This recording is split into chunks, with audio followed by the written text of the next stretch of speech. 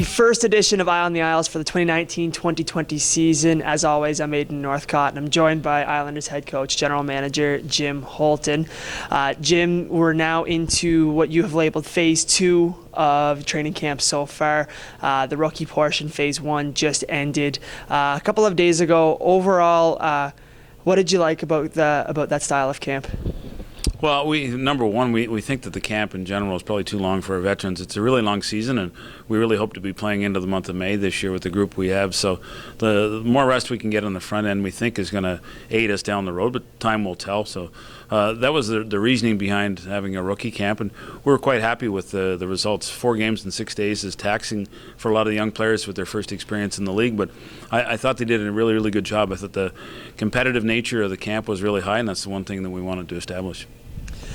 So coming out of that first phase 1, Jim, a number of new fresh faces have joined the team, not the least of which 3 16-year-olds, Oscar Plandowski, Jacob Gooby, and Justin Gill. What can fans expect from those 3 players? Well, 3 different positions and 3 different types of players, as you can imagine. Gooby, I think, is the next in line of goaltending. Is very similar to what we did with Matt Welsh back in his underage year. And came in an apprentice under a guy that he looks up to. They share a goalie coach back in Halifax and very similar style of play. So we're excited about what Jacob has to offer. And we also know that it's important that we manage the workload that Matt has this year. So it kind of works in both ways. Gets Matt a bit of a rest and gets Jacob a big year of understudy under Matt. Next would be Plandowski, the defenseman that was a big part of the summer acquisition. He was 18th overall pick. We had him rated much higher than that. Very, very excited to get him. We think he's a mobile defenseman in the same mold of Lucas Cormier. And he's a right shot D, 6'1" already. A wealth of potential in this young man, and really, really excited to see what the future holds for Oscar. And then our last player up front is Justin Gill. Justin was the pick right behind Jacob Gooby. He was a bit of an unknown coming into camp because you're reluctant sometimes to earmark these 16-year-olds for a spot, but I think what separates Justin from some of the crowd is that his physical makeup allows him to play. He's a guy that embraces contact. He's a little bit bigger than a lot of 16-year-olds, and he really has been our best player in training camp.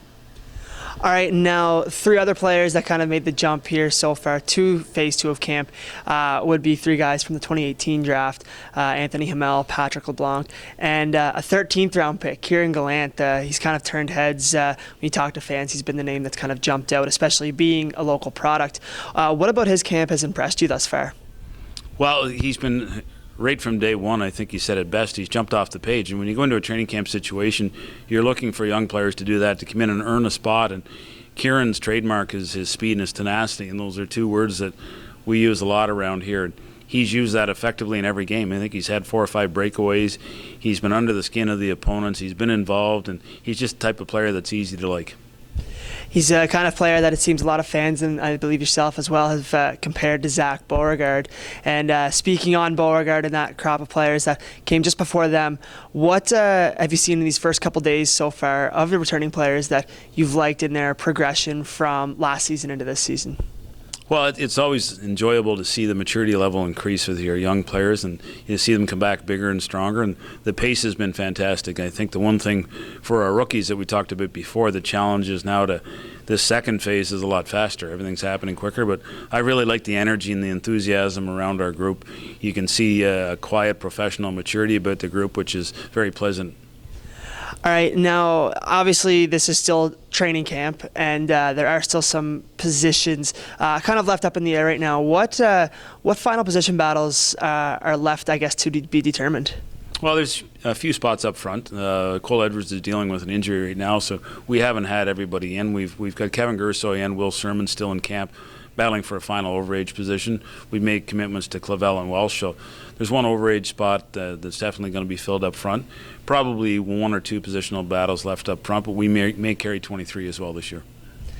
All right, now overall looking into what is being called phase 3, what are you expecting from your players going into that 3rd phase?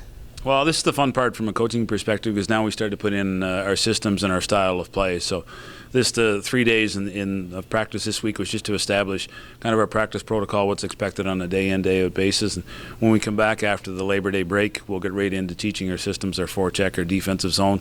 So those final 4 tune-up games will be, again, used to really focus in on the team systems. All right, pleasure's always to have you, Jim. Thanks so much, and best of luck in the next part of training camp. Thanks very much. Looking forward to it. As always, Islanders general manager and head coach Jim Hulton. For Jim, I'm Aidan Northcott, and this has been Eye on the Isles.